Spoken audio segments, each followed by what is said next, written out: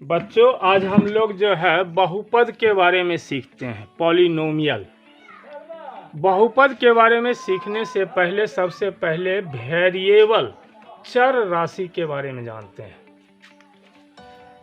वैसी बीजगणितीय राशि जिसका मान बदलता हो, वैसा बीजगणितीय राशि जिसका वैल्यू चेंज होता हो, हम उसको क्या कहते हैं? चर राशि कहते हैं। उदाहरण के तौर पर हम ऐसा मानते हैं कि x + 3 = 5। x + 3 = 5। Therefore value of x क्या हो जाएगा? 5 यहाँ प्लस है, उस पर जाएगा तो क्या हो जाएगा? माइनस। तो x = हो जाएगा 5 - 3 = 2। फिर हम उदाहरण लेते हैं दूसरा, x - 3 = 5। देयरफॉर x = क्या हो जाएगा? -3 है, उस पर जाएगा तो क्या हो जाएगा? +3। 5 + 3 कितना हो गया? 8। हम इसी बोर्ड पर देख रहे हैं कि x का वैल्यू 2 है, फिर x का वैल्यू क्या हो गया? 8। यानी x का वैल्यू बदल गया, यानी x जो है चर राशि हो गई। यानी अंग्रेजी यहाँ x का मान बदल रहा है, अतः x क्या है? चर राशि है।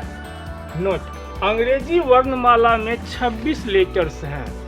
26 में से हम किसी भी वर्ण को वेरिएबल के रूप में प्रयोग कर सकते हैं। पिछले क्लास में हम लोगों ने सीखा पूर्ण संख्या किसको कहते हैं।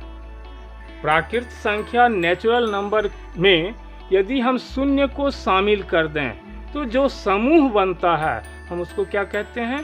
पूर्ण संख्या। अब बहुपद की परिभाषा सीखें। वैसे बीजगणितीय समीकरण जो एक चर से बना हो, सिर्फ ओनली वन अगर वेरिएबल है, एक चर से बना हो और चर का जो घात है, घात मीन्स पावर, चर पर जो पावर है वह पूर्ण संख्या हो, हम उसको क्या कहेंगे? पॉलिनोमियल, बहुपद। उदाहरण के तौर पर हम एक संख्या लेते हैं 7। 7 को हम लिख सकते हैं 7 × 1।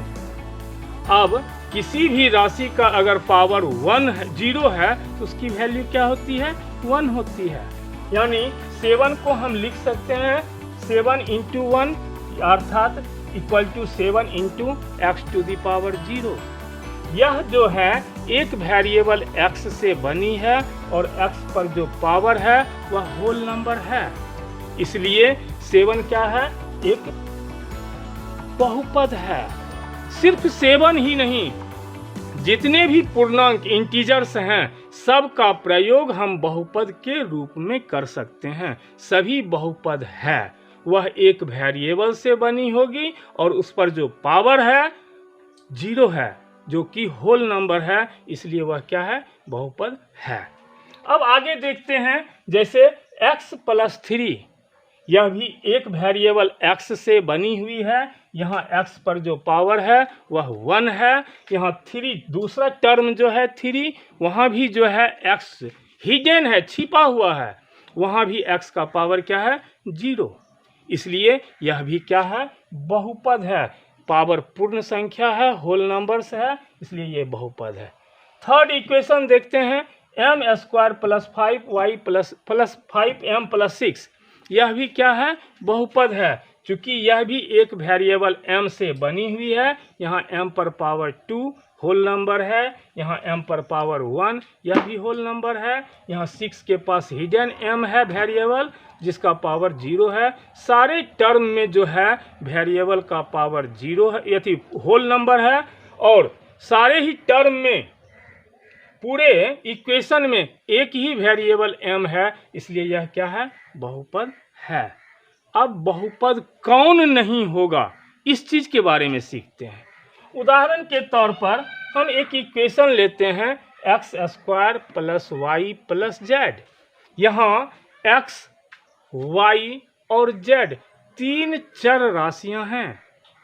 चूंकि परिभाषा के अनुसार बहुपद वही होगा जिसमें सिर्फ और सिर्फ एक चर हो। यहाँ 3 चर है, इसलिए यह बहुपद नहीं है।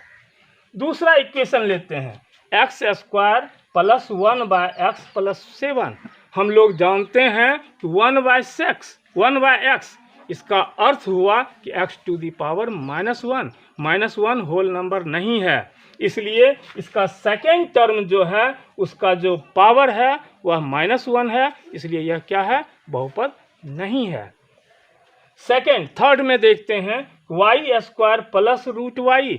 अब यहाँ पर y स्क्वायर प्लस √y का वैल्यू होता है y टू दी पावर 1/2 -6। 1/2 भी क्या है, 1/2 भी होल नंबर नहीं है, इसलिए यह भी क्या है, बहुपद नहीं है।